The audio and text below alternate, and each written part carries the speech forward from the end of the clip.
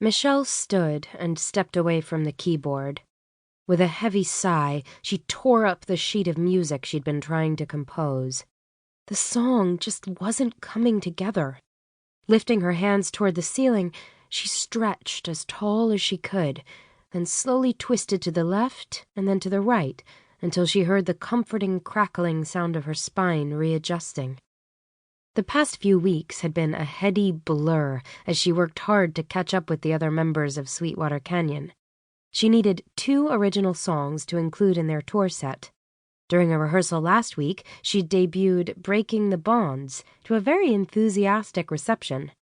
1 down, but the second one was going nowhere. How could she possibly write a love song when her only experience with the subject had been the ruinous relationship with John? Perhaps she should start from scratch with a different theme.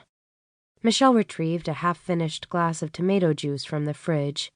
Sipping it slowly, she stood in the middle of her tiny studio apartment and basked in the midday sunshine pouring in from the 4 large east-facing windows.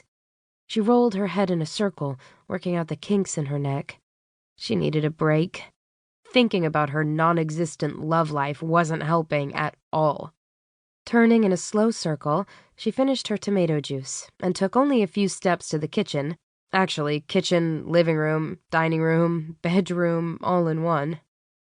"Well, Michelle," she said with a touch of resignation, "you sure don't have much to show for your 28 years. Most of her friends were married and already had at least 1 child, a house in the burbs, and a career that was definitely on the upswing. But Michelle had never been most people.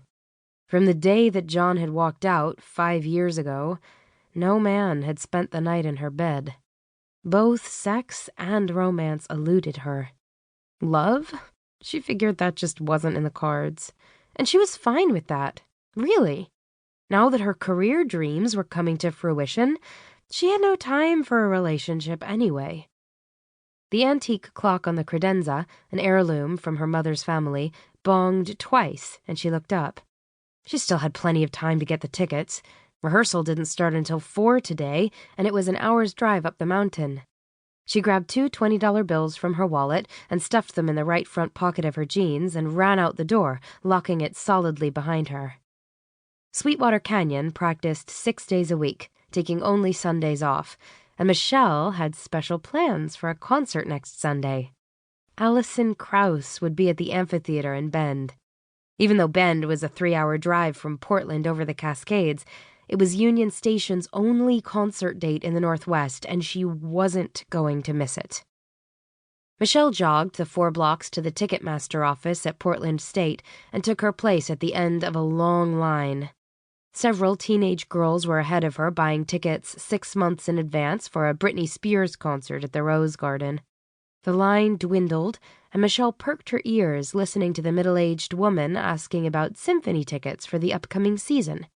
Yes, no one was asking for Alison Krauss tickets. Just 1 more person to go, the tall man directly in front of her. His stylish polo shirt and slightly mussed hair gave her confidence he wouldn't want her tickets. Certainly not the Alison Krauss type.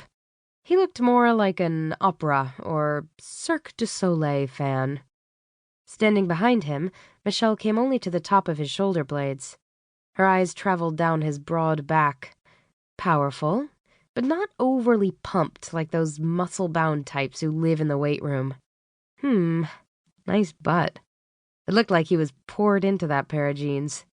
Embarrassed by her train of thought, she blushed and quickly looked away. Then the line moved forward and he bent to the window to order, his butt again sustaining her attention. "I'd like 2 tickets for Alison Krauss," he said. "You're very lucky, sir," the woman behind the counter said. "The reserved seats are sold out. I'm afraid there's only lawn seating, and I've got just 2 tickets left." Michelle couldn't believe her ears. She squeezed next to him, her face cheek to cheek with his as she tried to talk through the same small speaker hole in the window. "No, wait! These can't be the last 2 tickets. I have to go. This is my only chance to see her." The woman gave her a blank stare while the man turned toward her. The left corner of his mouth quirked up to form a bemused smile. to keep listening to this audiobook. I've left you a link in the description so you can do it, at no cost thanks to Audible's 30-day free trial.